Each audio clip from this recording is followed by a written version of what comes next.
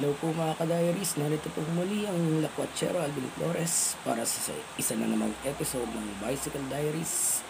So, weekend na naman at Sunday. Pero kahit na may mga nakapending pa tayong gawain, ay kailangan nating isingit ito. At tagal ko na itong gustong mangyari at kaya gusto ko na talagang makapunta sa lugar na yun. So para ano pa, para mag-flyering at para inform ang mga lugar na target natin. So ano pa ba ang ating i-distribute? Ito pa rin, Senate Bill 1869 na ito nga, dapat nating inform ang mga tao patungkol dito kung anong dangers ng panukalang batas na to. Kasi pagka wala tayong ginawa, hindi natin inaksyon to, at hindi tayo mag-post dito, ay talagang mangyayari talaga yung inaasahan natin na only lockdown, only turok, only booster. So kailangan ma-inform ang mga tao rito na sa ganun ay may boses sila, kahit man lang sa social media, na magpo-post dito ano man yung patayuan nila sa buhay. So yun, kailangan na natin gawin ito. At despite na ang dami nating mga hectic schedules at saka pending na gawain, ito talagang passion natin to ay maisisingit natin to. So sa mga gustong magkaroon ng soft copy nito para makapag-print na din at makapag-reproduce, i-PM nyo lang ako at i-send agad yung soft copy ng mga mga flyers na dinidistribute natin. So tara na, larga na tayo.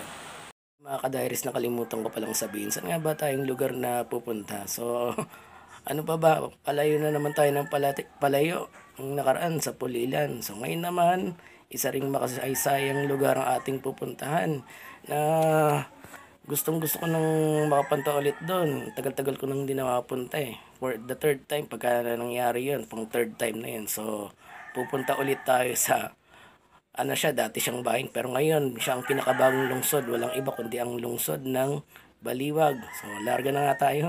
We will not comply with the institution's sick illusion. No, it won't be televised. Welcome to the revolution. We will not comply with the institution. Keep the money, I would rather have my soul. They want power and control, that's their number one goal. All my friends turn to foes, look how easily they fold. Even Nazis say they were doing what they told. Walking down this road all alone in the cold, but my soul never sold. I'm exposing the clothes, God has chosen this role. All of those who oppose want me hopeless and broke, like I'm Noah on boats. I'm just trying to tell them all about the flood. I can feel it in my bones, I can feel it in my blood. Man, I came up out the mud, only God is my judge. I don't listen to these politicians, they the real thugs. Won't comply with the lies, they disguise it as science. We will not comply with the institution's sick illusion. No, it won't be televised. Welcome to the revolution. They're trying to dumb us down. Don't want us to make it sound. We gotta get. Don't want us to make it sound. We gotta get out of now, 'cause it's a revolution. Finally mga ka-diaries, so nakikita niyo yung nakikita ko mga ka-diaries. So yan yung makasaysayang clock tower ng Baliwag. Narito na nga tayo sa lungsod ng Baliwag, sa lalawigan ng Bulacan.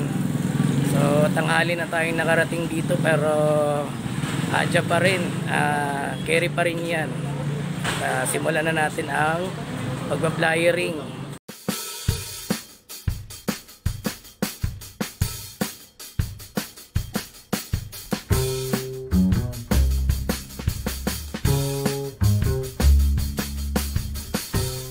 Lain yung mga ka-diaries, nakarating tayo sa Baliwag. dulong-dulo na to eh. Ayan o. So ito yung park. So marami din ditong kainan eh. Ayan. So yun yung ayan o, kung saan dinadaos nila siguro yung yung flag ceremony every Monday ng mga officials dito. Ayan, nakikita nyo, napakaganda. At yung clock tower, ngayon ko lang talaga na-appreciate yung ganda ng clock tower. Ganun ka-memorable, ganun ka-historical yung lugar na ito. Ayan o. Ayan. So yan ang kainaman ng pumupunta tayo sa mga bayan-bayan at nagpa-flyering. So at the same time, na-enjoy natin yung lugar, di ba? Yung mga makasaysayang lugar, gagaya nito dito sa Baliwag. Yan. So ganun talaga, kailangan natin na mag-go beyond. We have to go an extra mile para ma-reach out yung mga tao sa iba't ibang bayan, sa iba't ibang lugar. Particularly dito sa Bulacan. Nakarating na nga tayo sa labas ng Bulacan, kagaya ng Valenzuela, Malabon, Caloocan. Akalain mo narating natin yung mga lugar na yan. Ayun, talaga kailangan tayong magtiyaga, hindi tayo dapat sumuko at adya lang, never give up to inform the people and to educate them. So magbubunga ang lahat ng pinagpaguran natin. So hanggang sa muling pagpa-flyering natin. So kita-kits sa susunod na video at God bless.